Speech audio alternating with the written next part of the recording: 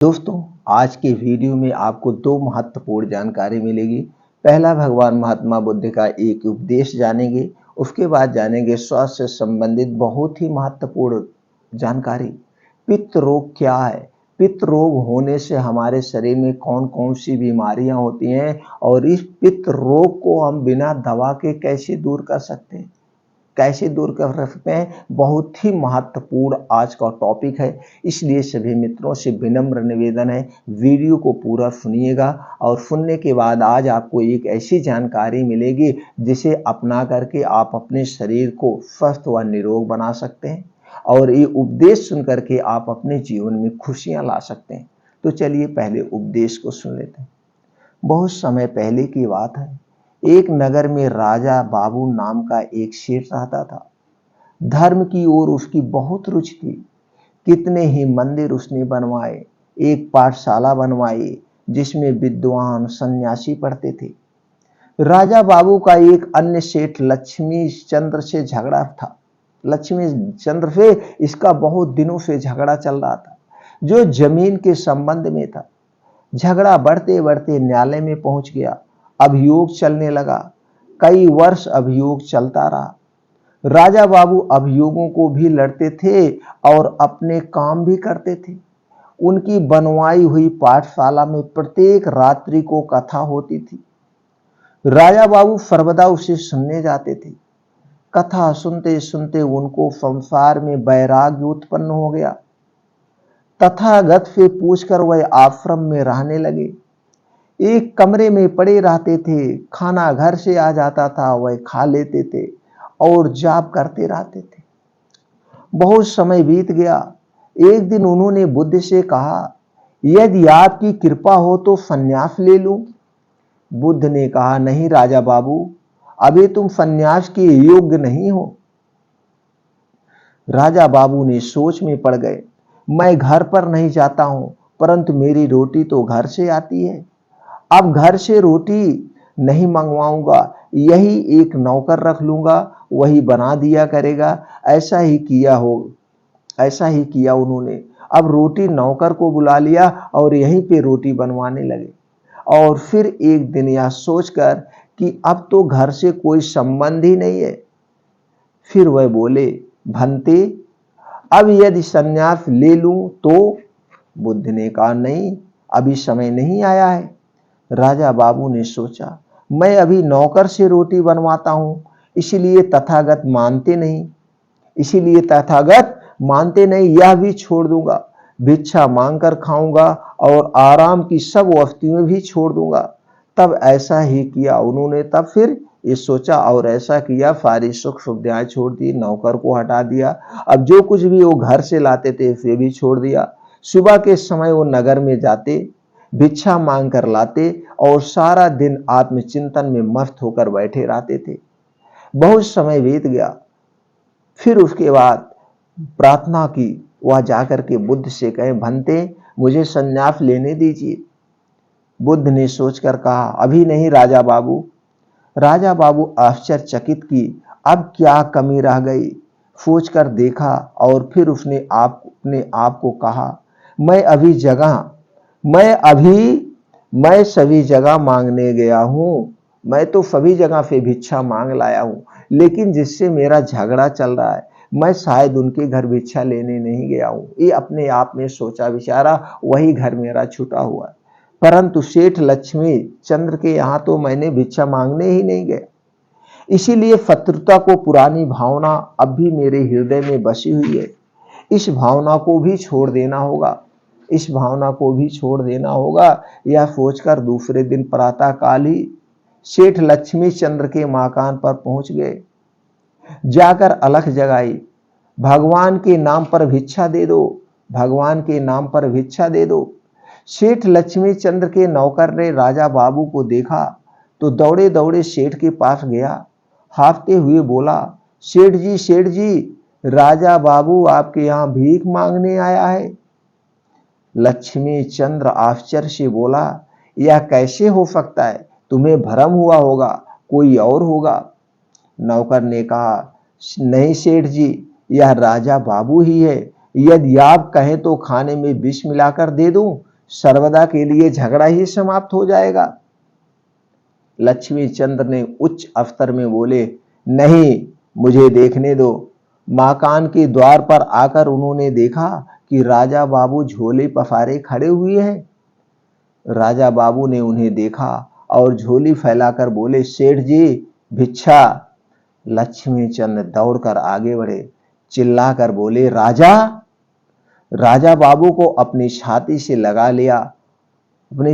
लगा लिया उन्होंने। राजा बाबू ने झुककर उनके चरणों को स्पर्श किया। लक्ष्मी चंद्र भी उनके पैरों में जा गिरे और बोले, राजा बाबू ऊपर चलो, मेरे साथ बैठकर खाना खाओ। राजा बाबू बोले, नहीं सेठ जी, मैं तो भिखारी बनकर आया हूं, भीख मांगने आया हूं, भीख डाल दो मेरी झोली में और मैं चला जाऊंगा। उसी समय एक नौकर भागता हुआ आया, बोला, सेठ जी, आपका तार आया है, देखिए इस तार में क्या लिखा है। लक्ष्मी चंद्र ने खोलकर पढ़ा तो तार राजा बाबू के बेटों का था। तार जो था राजा बाबू के बेटों का था, कलकत्ता से आया था। हमारे पिता राजा बाबू, कहीं पता नहीं है, तार में यही लिखा था, हमारे पिता राजा बाबू का कहीं पता नहीं लगा। भूमि का झगड़ा अभी समाप्त नहीं हुआ, किंतु इस जमीन को लेकर हम क्या करेंगे? इस तार द्वारा हम भूमि से अपना अधिकार वापस लेते हैं। हमारे पिताजी नहीं हैं, आप कृपा करके हमारे पिता बनिए, हमें अपने संरक्षण में ले लीजिए। लक्ष्मी चंद्र रोते हुए बोले, नहीं, ऐसा नहीं होगा। उन्हें लिखो कि भूमि उनकी है, मुझे नहीं चाहिए। मैं पिता बनकर उनकी रक्षा करूंगा। आज से वह केवल राजा बाबू के ही नहीं, मेरे भी बेटे हैं, यानी लक्ष्मी चंद्र के भी बेटे हैं। इसके बाद राजा बाबू भिक्षा लेकर मुड़े तो देखा सामने भगवान महात्मा बुद्ध साक्षात खड़े हैं, हाथ में गिरवा वस्त्र लिए हुए हैं। राजा बाबू को छाती से लगाकर बोले, भगवान महात्मा बुद्ध, अब तू सन्यासी बनने के योग्य हुआ। राजा बाबू अब एक कपड़े पहन। इस प्रकार जब तक मन के अंदर घृणा है, जब तक सन्यासी होने का क्या लाभ?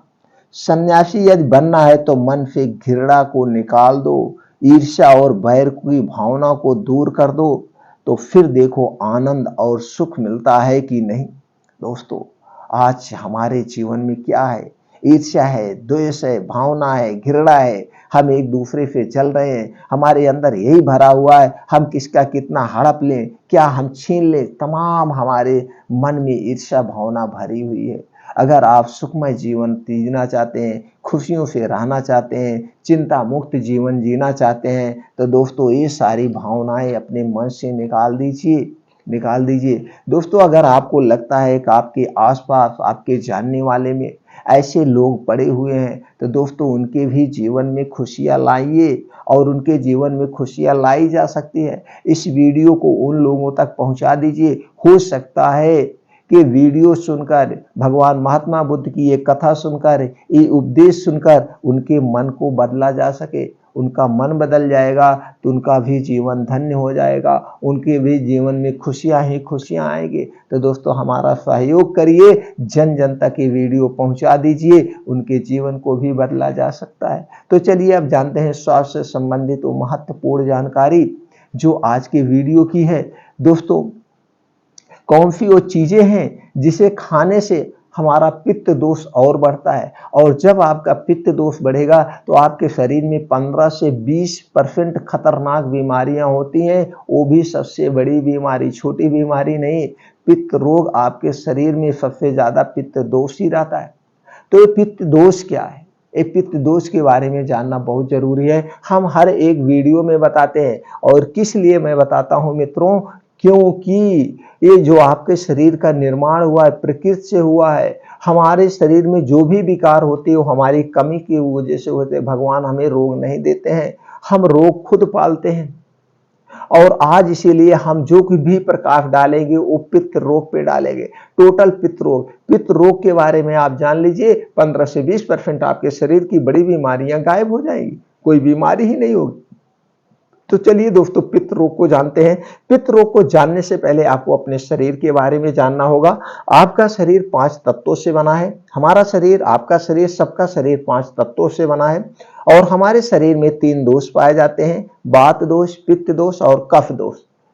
और ये दोष कब से कब तक हमारे शरीर में रहते हैं दोस्तों? जब हमारे उम्र बाल्यावस्था में होते हैं, यानी जन्म से 14 साल के बीच में हमारे शरीर में जो है कफ प्रवृत्ति सबसे ज्यादा बनती है। इस समय कफ बनता है और कफ बनना भी जरूरी है, प्रकृति का नियम है। जब हमारे शरीर में कफ बनेगा तभी हमारे शरीर का विकास होगा। बस हमें ये ध्यान देना है, हमें अपने बच्चों को ऐसी कोई चीज नहीं देना है जिससे उनकी कफ प्रवृत्ति बढ़ जाए, कफ और बन जाए। तो कफ बनाने वाली कोई भी चीज आपको अपने बच्चे को नहीं देना है, क्योंकि बच्चा ये नहीं जान रहा है, ये पेरेंट्स की जिम्मेदारी होती है। अब जब हम बाल्यावस्था से युवा अवस्था में आते हैं तो दोस्तों उस समय हमारे शरीर में पित्त प्रवृत्ति होती है।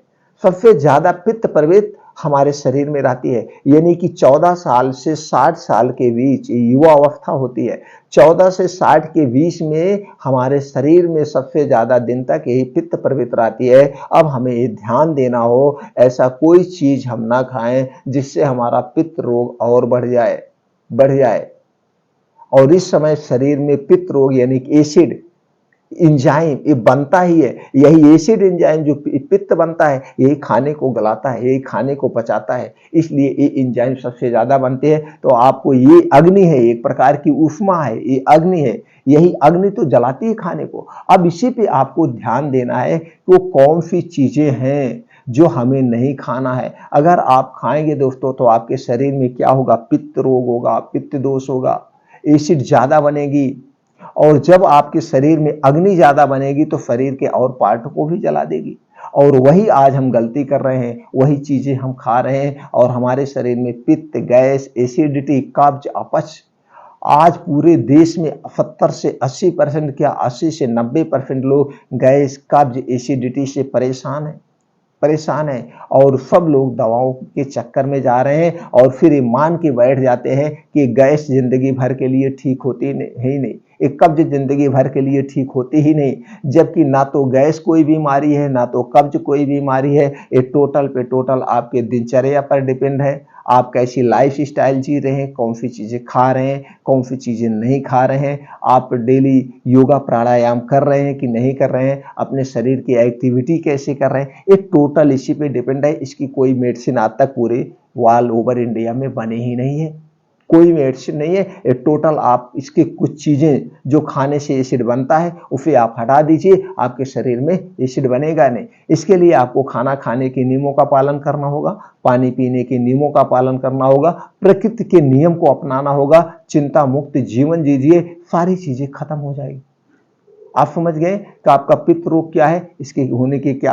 अब चलिए हम जानते हैं पित्त दोष हमारे शरीर में बढ़ता क्यों है, कौन सी चीजें हैं जो हमें नहीं खाना है। इन चीजों को आप छोड़ दीजिए और उसके पहले हम ये जान लेते हैं पित्त रोग के लक्षण क्या है। अगर आपके शरीर में पित्त रोग बढ़ गया तो कौन कौन सी बीमारियां होती हैं। अगर पित्त रोग के लक्षण है दोस्तों, पेट फूलना, दस्त आना, पेट में मरोड़, गैस, खट्टी ढकारे आना, एसिडिटी, अल्सर, पेशाब में जलन, रुक रुक कर बूंद बूंद कर पेशाब आना, पथरी, शीघ्र पतन, स्वप्न दोष, लार जैसी धातु का गिरना, शुक्राणुओं की कमी, बाजपन, खून का जाना, लिकोरिया, गर्भाशय, ओवरी में छाले, अंडकोश का बढ़ना, एलर्जी, खुजली, शरीर में दाने, शीत निकलना, सभी प्रकार के सिर दर्द, मधुमेह से उत्पन्न शीघ्र पतन, कमजोरी, इंसुलिन की कमी, पीलिया, खून की कमी, बवासीर, सफेद दाग, माहवारी कम या ज्यादा आना, ये सारे किसके हैं? पित्त रोग के लक्षण हैं। इतनी सारी गंभीर बीमारियां आपके शरीर में पित्त दोष गड़बड़ होने से होती है।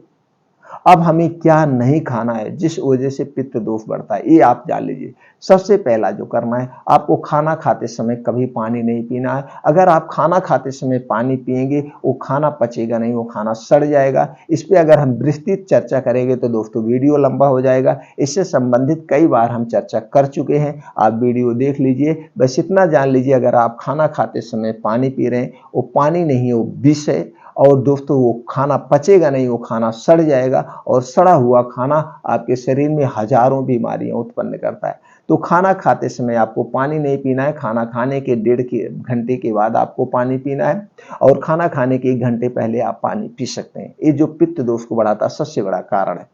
खाना और पीना दोनों एक साथ आपको नहीं करना है। ये 2 चीजें याद रखिए हमेशा। कुछ भी खाइए, छोटी बड़ी चीजें कुछ भी खाइए, उसके साथ आपको पानी नहीं लेना है। दोनों अलग अलग समय पे लेना है और दोनों में 1.5 से 2 घंटे का डिफरेंट होना चाहिए। क्योंकि जो कुछ भी आप खाते हैं, हमने पहले बताया, ये पित्त रोग एसिड है, आपकी अग्न्याशय होता है जिसे हम कहते हैं, जठराग्नि कहते हैं, ये आपके पेट में निकलती है। जब अग्नि बनती है, कुछ भी चीज खाते हैं तुरंत अग्नि बनना शुरू होती है, एसिड बनना शुरू होती है और यही एसिड खाने को गलाती है। अगर उस समय आप जब एसिड बनना शुरू होती है, अगर आप लोहा भी डाल देंगे उससे भी गला देगा, इतनी तेज एसिड बनती है। ऊपर से जब वही पानी पी लेते थे एसिड बनना बंद हो जाते, तो खाना वैसे पड़ा रहेगा और खाना जब सड़ेगा तो आप जान रहे हैं कितनी तरह की बीमारियां होंगी। तो सीधे से तौर पर आप समझ गए, खाना खाते समय हमें पानी नहीं पीना है, खाना और पीना दोनों एक साथ नहीं करना है। अब दोस्तों क्या क्या चीजें आपके पेट में एसिडिटी को बढ़ाती है उसे आप जान लीजिए। क्योंकि आपका पाचन तंत्र आपके शरीर का सबसे प्रमुख अंग है। जब जो कुछ भी खाएंगे सही ढंग से पचेगा नहीं, तो आपके शरीर को पोषक तत्व नहीं मिल पाएंगे। हमने जैसे कहा आपका शरीर 5 तत्वों से बना है। तो दोस्तों अब आप समझ गए क्या क्या नहीं खाना है। चलिए हम ये जान लेते हैं, इसको आज से अभी से खा लीजिए। वो कौन से नियम है जिसे आपको अपनाना है। चीनी से बनी हुई कोई भी चीज नहीं खाना है। ये सारी चीजें एसिडिक है, इसमें बहुत ज्यादा एसिड बनता है और आपके शरीर में एसिड पहले से बन रहा है और ये चीजें खाएंगे तो एसिड और ज्यादा बनेगा। जब एसिड बनेगा तो आपके शरीर का कोई ना कोई पार्ट डिस्टर्ब होगा। तो चीनी से बनी हुई कोई चीज नहीं खाना है। मैदा से बनी हुई कोई भी चीज नहीं खाना है। रिफाइन किया हुआ तेल और डालडा से बनी हुई कोई चीज नहीं खाना है। ठंडा पेय पदार्थ आपको नहीं लेना है। डिब्बा बंद खाना, पैकेट बंद खाना कुछ भी आपको नहीं लेना है। क्योंकि ये सारी चीजें जो भी मिठाइयाँ वगैरह बनती है किससे बनती है, ये बनती है चीनी से, मैदे से और ऊपर से रिफाइन या डालडे में निकाला जाता है। रिफाइन या डालडे में निकाला जाएगा और जब आप ये खाएंगे इसका फिर स्वाद बढ़ाने के लिए क्या किया जाता है, स्वाद बढ़ाने के लिए कुछ बेस डाले जाते हैं, कलरफुल बनाने के लिए आर्टिफिशियल कलर डाला जाता है और इसे 1 साल 6 महीने 3 महीने सुरक्षित रखने के लिए इसमें कुछ केमिकल डाले जाते हैं, प्रिवेंटिव डाले जाते हैं, जो कि आपके शरीर में एसिडिटी को बढ़ाते हैं, आपके स्वास्थ्य के लिए हानिकारक है, आपके पाचन तंत्र को खोखला कर देते हैं। तो ये सारी चीजें आज से अभी से आप हटा दीजिए। ठंडा पानी, फ्रिज का रखा हुआ कोई सामान आपको नहीं लेना है। क्यों नहीं लेना है? क्योंकि आपके शरीर का तापमान 35 डिग्री सेल्सियस है और ये सारी चीजें ठंडी होती है। तो जब कोई भी ठंडी चीज आपके पेट में जाएगी तो दोस्तों वहां का कोई ना कोई पार्ट डिस्टर्ब हो जाएगा और आपके शरीर को इसे गर्म करने के लिए 2 चीजें तो पेट में रहेंगी नहीं, गर्म और ठंडा तो रहेगी नहीं। इसे गर्म करने के लिए आपके शरीर को एक्स्ट्रा ऊर्जा खर्च करना पड़ता है। हाँ, कभी कभी किसी पेशेंट को बताया जाता है कि आपको ठंडी चीज लेना, उस कंडीशन में ले सकते हैं। बाकी आयुर्वेद शास्त्र के अनुसार आपको कोई भी ठंडी चीज नहीं लेना है। अपने शरीर के तापमान के हिसाब से ही लेना है। फ्रिज का आज से प्रयोग करना बंद कर दीजिए। फ्रिज में कुछ मत रखिए। क्योंकि आप ताजा बनाइए, ताजा खाइए, ताजा बनाइए, ताजा खाइए। फ्रिज में रखने की जरूरत नहीं। फ्रिज हमारे देश के लिए नहीं है। हमारा देश तो नेचुरल पे डिपेंड है। नेचुरल चीजें खाइए, ताजा बनाइए, तुरंत तुरंत खाइए। फ्रिज की कोई जरूरत नहीं। फ्रिज बीमारी का घर है। आपके घर में अगर फ्रिज है तो कोई बीमारी से आपको रोक नहीं सकता। पूरा घर भी बीमार रहेंगे। गैस एसिडिटी बनती ही बनती, क्योंकि आप बाज नहीं आएंगे उसमें रखने और उसमें रखेंगे और वही चीजें खाएंगे तो आपको गैस एसिडिटी बनना ही बनना है। तो दोस्तों कोई भी ठंडा चीज नहीं लेना है। क्यों नहीं लेना, आप समझ गए। ये चीजें आपको एसिडिटी बनाती हैं, इसे आप हटा दीजिए। अपरकृत के नियम हमने बता दिया, पानी पीने का नियम और खाना खाने का नियम। तो दोस्तों आपको एसिड कब बनता है? शाम के खाने में सबसे ज्यादा बनता है। तो आप प्रयास करिए रात का खाना आप छोड़ दीजिए। अब आप सोचेंगे ये नामुमकिन है। नामुमकिन है। शाम को 5 से 6 बजे सब सूर्यास्त होता है। तो आप कुछ ऐसा हैवी नाश्ता कर लीजिए जिससे आपको खाने की जरूरत नहीं। अगर 5 से 6 बजे आप हैवी नाश्ता कर लेते हैं, 10 बजे सोने जाते हैं, तो जो कुछ भी आप खाए 3 से 4 घंटे में बढ़िया से पच जाएगा। अब सोते समय 1 गिलास दूध हल्दी वाला आप पी लीजिए, लेकिन पैकेट वाला दूध मत पीजिएगा, कोई मतलब नहीं। अगर आप खाना खा भी रहे हैं, चलिए खा भी रहे हैं, तो आपको नाम मात्र खाना खाना है। एक सब्जी, कोई एक सब्जी ले लीजिए या साग ले लीजिए, 2 रोटी बस, भूख मार दीजिए, भूख मट जाए और वो प्रयास करिए 8 बजे तक। 8 बजे तक आप खा लीजिए, आपको पूरी ज़िंदगी कभी लाइफ टाइम में कभी एसिडिटी बनेगी नहीं, कभी पेट फूलेगा ही नहीं। रात के खाने पे ही टोटल आप खाते हैं, जबकि रात का खाना हमें खाना ही नहीं चाहिए। कोई भी पक्षी है रात में नहीं खाना खाते हैं, वो दिन डूबते तक जो कुछ खाना खा लेते हैं। प्रकृति का हमारा यही नियम है, सूर्य डूबने के पहले ही आप खाना खा लीजिए, क्योंकि ये हमारा जो पाचन तंत्र है, ये सूर्य की रोशनी पर काम करता है। जैसे जैसे सूर्यास्त हो जाता है, ये पाचन तंत्र हमारा वीक हो जाता है, ये आराम मुद्रा में चला जाता है। लेकिन जस्ट हम वही उल्टा करते हैं, दिन में हम भाग दौड़ में रहते हैं और शाम को खाना खाते हैं। यहाँ तक कि कितने लोग 11-12 बजे पार्टियां करते हैं, 11-12 बजे पूरा जम के खाना खाते हैं, और जो 11-12 बजे जम के खाना खा रहे हैं ना, वो पूरा बीमारी को निमंत्रण दे रहे हैं, अपने पाचन तंत्र का सर्वनाश कर रहे हैं। तो आप रात 8 बजे तक कुछ थोड़ा बहुत आप खा लीजिए, भूख मिट जाए। खाने के बाद आप उसी मुद्रा में बैठे रहिए। बैठने के बाद आप कम से कम कितनी देर बैठेंगे? आधा घंटे। आधे घंटे बाद आप उठिए, 1000 कदम आपको एकदम स्लो में चलना है। स्लो में आप टहलिए, यानी कि 8 बजे आप खाना खा रहे हैं तो 10 बजे ही सोना है, उसके पहले नहीं। 2 घंटे का डिफरेंस, कभी भी आपका पाचन तंत्र गड़बड़ नहीं होगा, कभी आपको गैस एसिडिटी पूरे लाइफ टाइम बढ़ेगी ही नहीं। एक खाने का नियम है, इस नियम को आपको अपनाना होगा। अब प्रकृति के नियम क्या है? आपको प्रकृति का नियम यही कहता है कि आप 10 से 11 बजे तक, वैसे समय है 9 से 10 बजे सोने का पहले का समय है, लेकिन आज के लाइफ स्टाइल में नामुमकिन है। तो 10 से 11 बजे आप सोने का प्रयास करिए। जब 10 से 11 बजे सो जाएगा तो आप ब्रह्म मुहूर्त में आपकी नींद खुल जाएगी, 5 से 6 घंटे आपकी नींद हो गई। 4 से 5 बजे आप उठ जाइए। उठने के बाद तुरंत बासी मुंह, आपको मुंह में जो लार है थूकना नहीं है, सलाइवा है, ये आपकी पाचन तंत्र को स्ट्रांग बनाती है। तो 2 से 3 गिलास गुनगुना आप पानी पीजिए, 2 से 3 गिलास गुनगुना पानी पीजिए, फ्रेश हो जाइए। उसके बाद 5 बजे आपको घर छोड़ देना है। 5 बजे घर छोड़ने के बाद आपको मॉर्निंग वॉक करना है। मॉर्निंग वॉक नंगे पांव करना है, जहाँ पे मिट्टी है, जहाँ पे घास है, उस हरी घास पे करना है।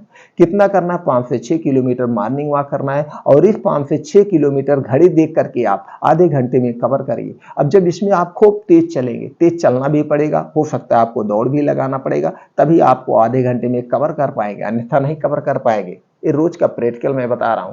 तो जब आप मॉर्निंग वॉक करेंगे आधा घंटे का, तो इसमें आप दौड़ेंगे, तेज चलेंगे, तो आपका हार्ट बीट क्या होगा? तेज चलेगा। जब आपके शरीर में हार्ट बीट तेज होगा तो दोस्तों क्या होगा?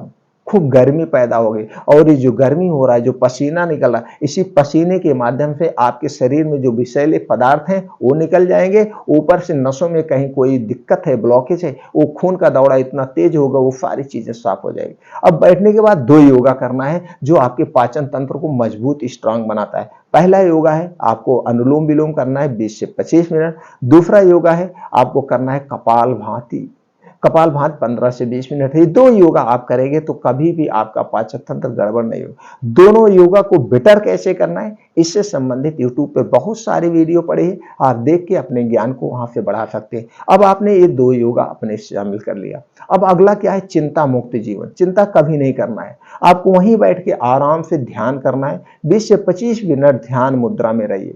अब जब आप 5 बजे से 7 बजे 2 घंटा आपको डेली, आज नोट कर लीजिए अपने डायरी पर, ये 5 बजे से 7 बजे का जो आपका कीमती समय है, ये अपने शरीर के लिए है। मैं इस समय को 1 मिनट व्यर्थ नहीं गंवाऊंगा। इस मिनट में भी मैं किसी के साथ कोई बात नहीं करूंगा, बस योगा, मेडिटेशन, प्राणायाम मैं करूंगा। अगर डेली 2 घंटे आप ऐसा कर रहे हैं तो आपके शरीर से सारी बीमारियां स्वतः ठीक हो जाएगी। इतनी शक्ति है इस योगा, प्राणायाम, मेडिटेशन में। और चिंता मुक्त जीवन अपना लीजिए। इतना काम आपने कर लिया, अब इसके बाद आपको क्या खाना है इस पे आ जाइए। आपको हरी साग सब्जियां खूब खाना है।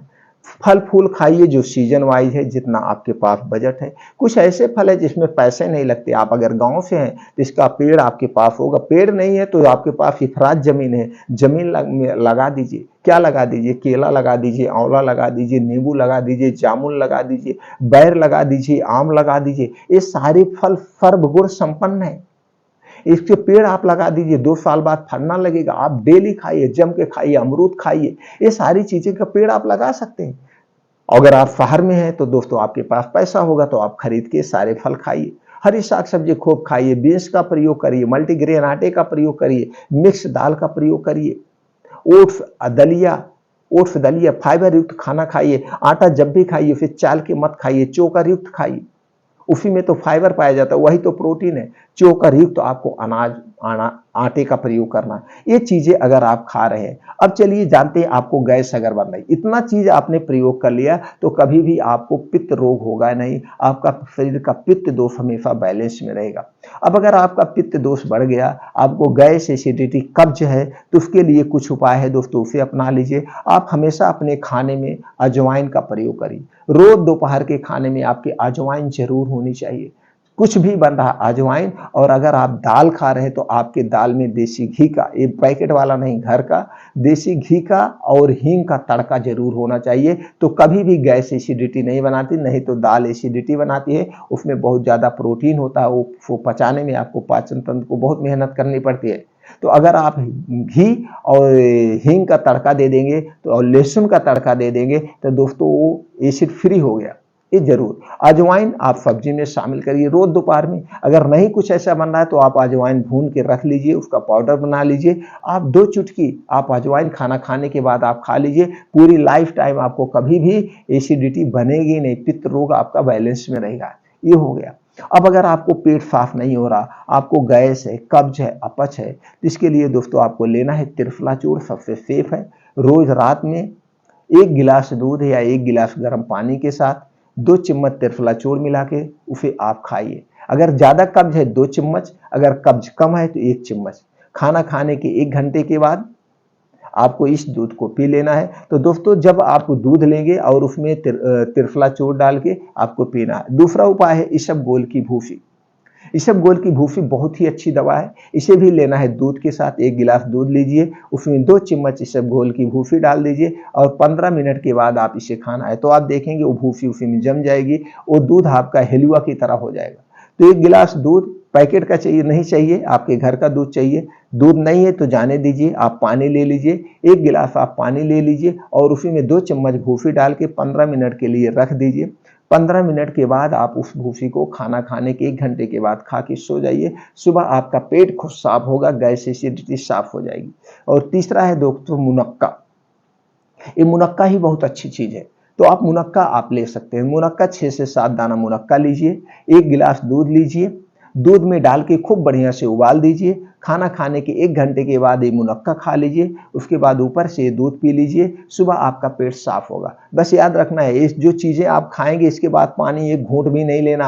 आप कहेंगे मुंह में लगा है तो मुंह में कुल्ली आप कर लीजिए, वो ठीक है, लेकिन आपको पानी 1 घूंट भी नहीं पीना है, नहीं तो पचेगा नहीं, कोई मतलब नहीं होगा खाने का। ये 3 उपाय हो गया। अगर ये 3 उपाय कर रहे हैं तो आपको कब्ज, गैस, एसिडिटी सबसे आराम मिलेगा और सबसे बेस्ट और अच्छी दवा है। मुनक्का और ये त्रिफला चूर्ण आप लाइफ टाइम ले सकते हैं। ये इसबगोल की भूसी आ गई, 1 हफ्ते 10 दिन ले लीजिएगा, फिर इसको छोड़ देना है, इसको छोड़ देना। और अगर आपको ये सब नहीं कर पा रहे हैं तो दोस्तों मार्केट में एक बना बनाया चूर्ण आता है जिसे हम कहते हैं अभिपत्तिकर चूर्ण। एक कब्ज एसिडिटी की बहुत बढ़िया दवा है। अभिपत्तिकर चूर्ण किसी भी कंपनी का, अच्छी कंपनी का आपको ले लेना है। लेने के बाद इसे कैसे खाना है, खाना खाने के 1 घंटे के बाद 1-1 चम्मच सुबह शाम गर्म पानी के साथ, खाना खाने के 1 घंटे बाद 1-1 चम्मच सुबह शाम गर्म पानी के साथ लेना है। आपके गैस एसिडिटी को ये दूर कर देगा। ये दोस्तों ये उपाय अपना करके अपने आप पित्त रोग से निजात पा सकते हैं और आप अपने डेली रूटीन में इसे शामिल करिए। आप स्वस्थ रहिए, निरोग रहिए, यही हमारी दोस्तों इच्छा है।